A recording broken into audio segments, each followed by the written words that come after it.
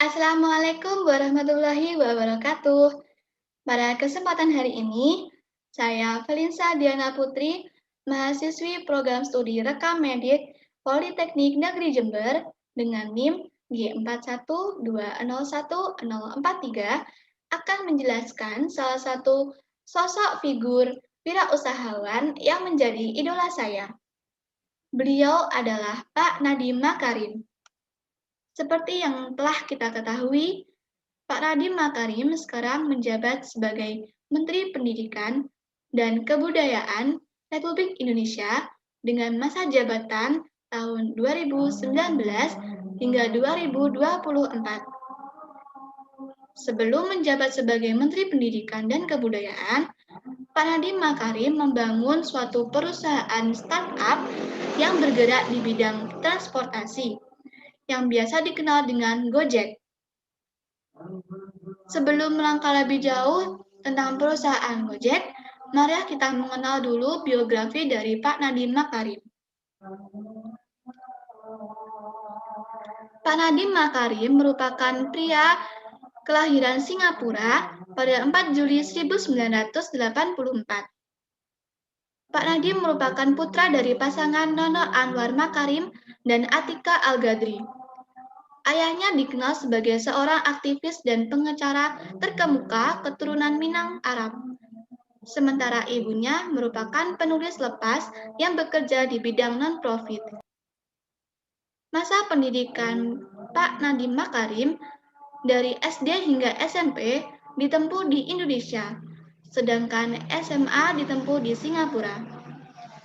Setelah tamat SMA pada tahun 2002, Pak Nadiem menempuh pendidikan S1 International Relations di Brown University, Amerika Serikat. Pada tahun 2006, beliau bekerja sebagai konsultan manajemen di McKinsey & Company, Jakarta. Tapi itu tidak berlangsung lama. Kemudian Pak Nadiem Makarim melanjutkan pendidikannya di Harvard Business School, Harvard University, menempuh pendidikan S2. Setelah lulus dari Harvard University, Pak Nadiem bekerja sebagai co-founder Zalora Indonesia sekaligus managing editor.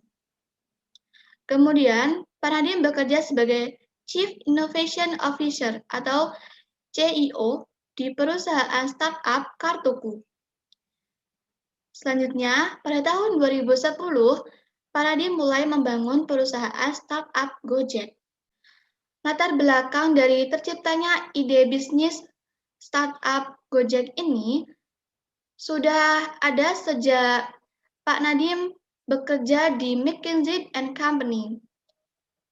Berikut ini merupakan latar belakang dari terciptanya ide bisnis itu. Yang pertama adalah kemacetan Jakarta yang tinggi. Pada saat masih bekerja di McKinsey & Company, Pak Nadiem lebih sering menggunakan jasa ojek ketimbang menggunakan mobil karena tingkat kemacetan di Jakarta yang tinggi. Yang kedua, sulitnya mencari ojek. Meskipun di pusat kota, Pak Nadiem masih kesulitan untuk mencari ojek. Selain itu, yang ketiga ada tukang ojek hanya menunggu pelanggan dan sulit mencari pelanggan. Dari pemikiran sulitnya untuk mencari ojek, Pak Nadiem melihat fakta bahwa tukang ojek hanya menghabiskan waktunya untuk menunggu pelanggan saja.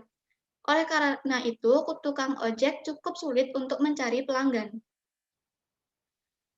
Pak Nadiem melihat ada masalah pada supply and demand yang menurutnya tidak sesuai dari dua fakta itu, sehingga beliau mendirikan Gojek yang bisa menjadi problem solving untuk masalah tersebut.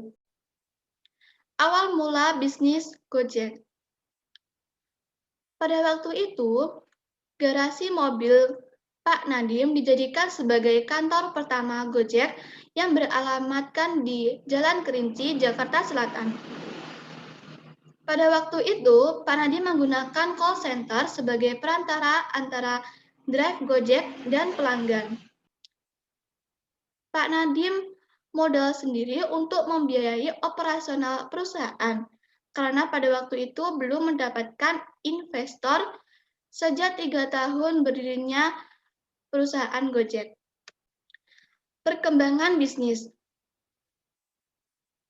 Pada tahun 2014, Pak Nadiem Makarim mendapatkan suntikan dana dari North Star Group, perusahaan investasi asal Singapura, Redmart Limited, dan Simplistic Pte.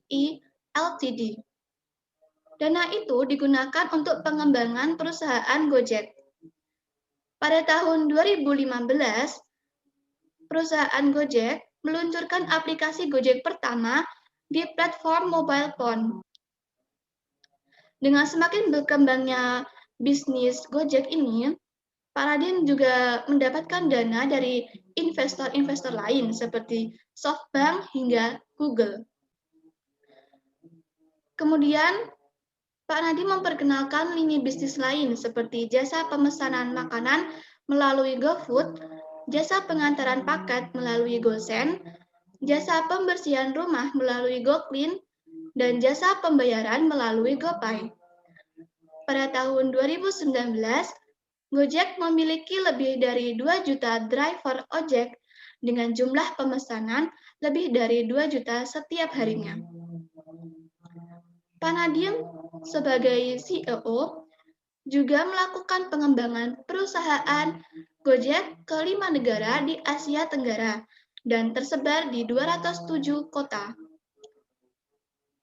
Kemudian, perusahaan Gojek ini menjadi salah satu perusahaan startup di level dekakron. Nah, dari kisah perjalanan bisnis Pak Nadiem Makarim membangun suatu perusahaan startup Gojek yang sekarang sangat berguna bagi masyarakat modern, tentunya, saya dapat mengambil kesimpulan, yaitu motivasi sukses berbisnis dari Pak Nadiem Makarim. Yang pertama yaitu berpikir kritis untuk memecahkan masalah. Pak Nadiem Makarim di sini berusaha untuk mencari sebuah problem solving dari masalahnya, yaitu sulit menemukan ojek dan di tengah kemacetan Jakarta yang semakin tinggi. Yang kedua, berani memulai usaha dari awal dan berani mengambil risiko.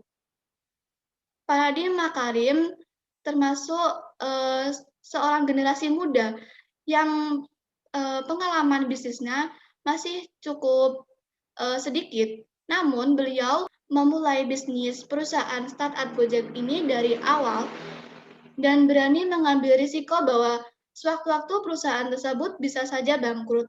Tapi beliau tetap berusaha untuk menjalankan bisnis ini dengan sebaik mungkin.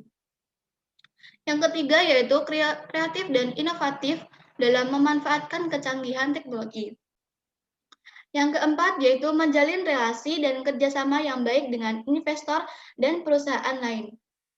Di sini Pak Nadiem Makarim mendapat suntikan dana dari berbagai investor, tidak hanya dari Indonesia, melainkan juga dari dunia.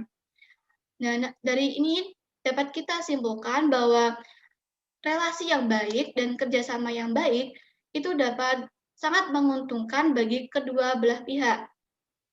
Yang kelima yaitu menciptakan lingkungan kerja yang baik di dalam perusahaan. Sebagai seorang pemimpin perusahaan, yang dimana perusahaan startup ini termasuk perusahaan yang besar di Indonesia, Pak Nadiem dapat menciptakan lingkungan kerja yang baik di dalam perusahaannya. Pak Nadiem dapat mengelola seluruh karyawannya dan juga rekan-rekan driver ojek yang sangat banyak jumlahnya.